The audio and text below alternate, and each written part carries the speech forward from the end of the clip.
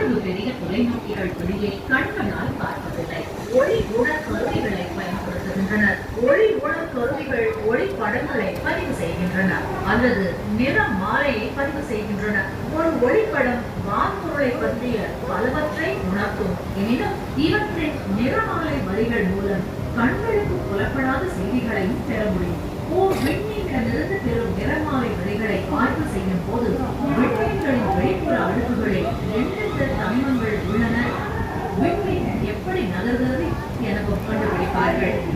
காவல்துறையின் கார் அல்லது ஆம்புலன்ஸ் வண்டி நம்மை கடந்து செல்வதில் அதன் ஒளி எழுப்பும் கருவியின் ஓசை மாறுவதை நீங்கள் கவனித்திருக்கிறீர்களா? நீ கேட்ட ஓசை மாற்றம் டாப்லர் விளைவு எனப்படுகிறது. இதில் ஒலி அலை உன்னை நோக்கி வருகையில் அழுத்தம் அடைகிறது, விலகிச் செல்கையில் விரைவடைய செய்யப்படுகிறது. இதே விளைவை காண்பவரை நோக்கி வரும் அல்லது விலகிச் செல்லும் விண்மீன்களின்